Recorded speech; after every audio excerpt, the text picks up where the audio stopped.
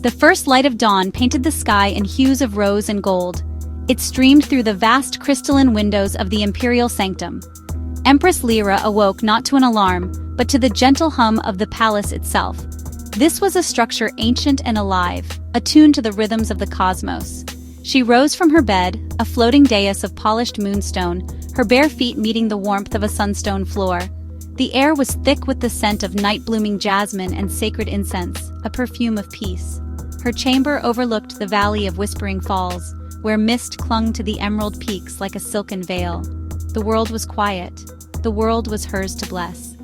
She moved to the balcony, a solitary figure against the immense backdrop of her domain. The morning air was crisp and pure, a gift from the heavens. Below, the sacred gardens unfolded in perfect geometric patterns, each flower and stone placed with divine intention. Lyra raised her hands, palms open to the rising sun. This was her first duty, a silent communion with the source of all life. She did not pray with words but with presence, offering the strength of her spirit as a conduit for the day's blessings. The sun seemed to pulse in response, its light growing warmer, more brilliant, as if acknowledging her greeting. It was a ritual as old as the Grail itself, a promise renewed each morning. Returning inside, her handmaidens awaited, their heads bowed in reverence. They moved with a silent, practiced grace, assisting her into the ceremonial day robes. The fabric was starlight silk, woven with threads of pure gold and silver, impossibly light yet imbued with a sense of profound history. The inner lining was soft, a private comfort against the grandeur of her public role. Each garment was a story, a testament to the long line of empresses who came before her. She felt their wisdom settle upon her shoulders, a comforting weight rather than a burden. She was a vessel for their legacy, a guardian of their sacred trust. With her robes settled, she walked towards the antechamber where her breakfast awaited. It was a simple affair, a bowl of sun-ripened berries, a chalice of pure spring water, and a single slice of ambrosia bread. She ate not for pleasure, but for sustenance, for the clarity of mind required for the day ahead. Her gaze drifted over the horizon, watching as the first pilgrims of the day began their ascent towards the grand temple. They came seeking her guidance, her blessing, her strength. She felt a surge of purpose, a deep and abiding love for the people she was destined to serve. Her day had truly begun. The imperial regalia was brought forth on velvet cushions. First, the celestial diadem, a circlet of platinum and diamonds that seemed to capture and hold the light of distant stars. It was placed gently upon her head, its coolness a familiar sensation against her brow. It was more than a crown. It was an antenna to the divine, focusing her spiritual energies. Next came the scepter of accord, carved from a single piece of petrified celestial wood and topped with the flawless Grail diamond. Its weight in her hand was a constant reminder of her authority, the power to unite nations and command the very elements. It was a tool of peace, but one that held immense unspoken power.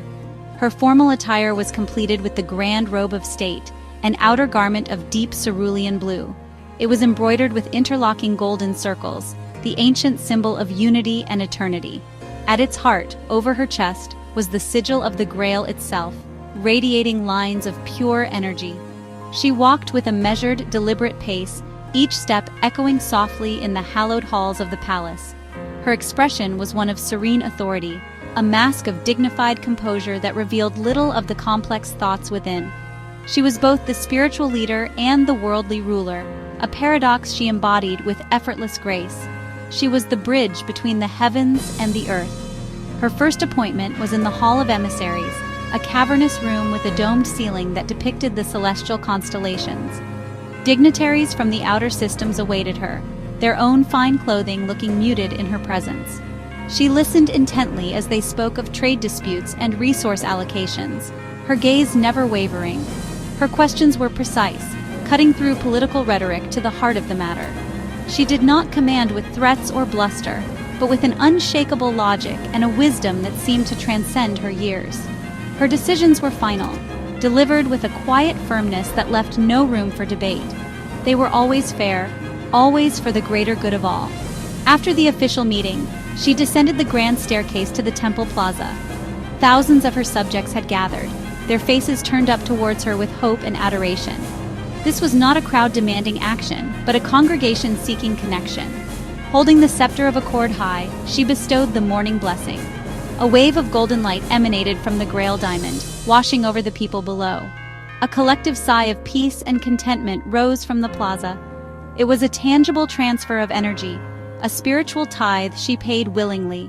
She saw their burdens lighten, their spirits lift, and in their gratitude, she found her own strength replenished.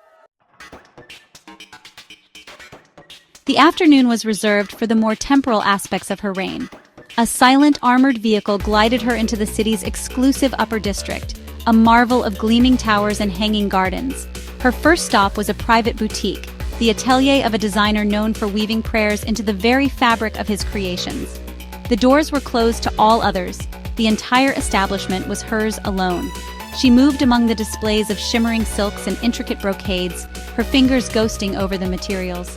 She was not merely shopping for clothes, she was commissioning pieces of functional art, garments that would protect and empower her during specific rituals or negotiations. Next, she attended a luncheon at the Celestial Club, a private society for the galaxy's most influential figures. The dining room was suspended in a transparent bubble, offering panoramic views of the cityscape below. The conversation was a delicate dance of pleasantries and politics.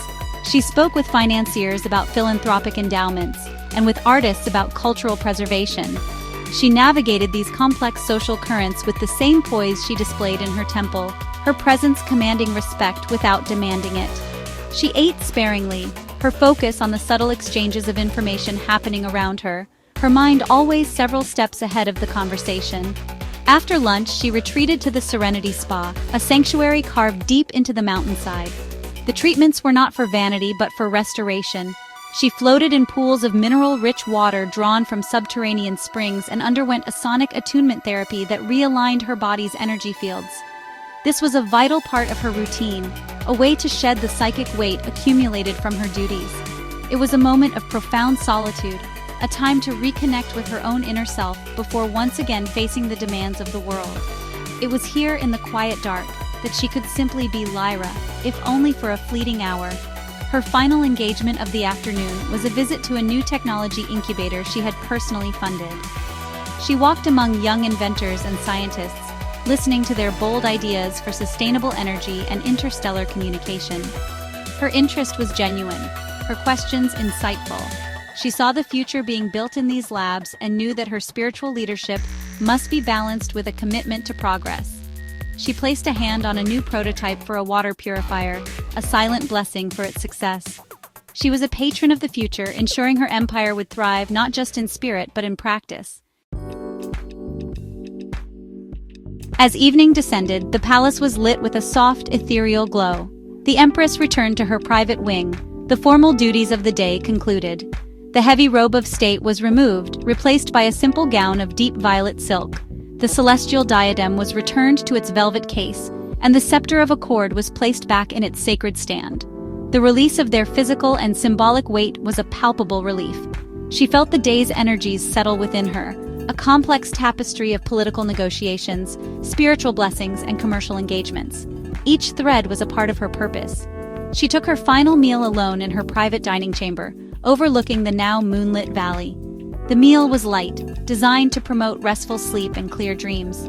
As she ate, she reviewed summaries of the day's events on a thin, translucent data slate.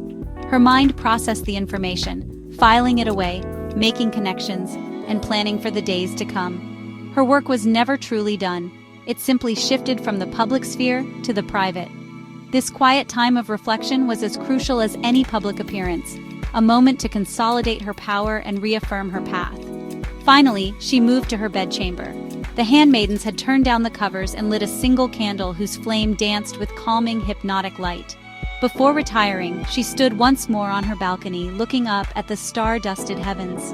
The cosmos seemed vast and infinite, yet she felt an intimate connection to it, as if the stars themselves were her silent counselors.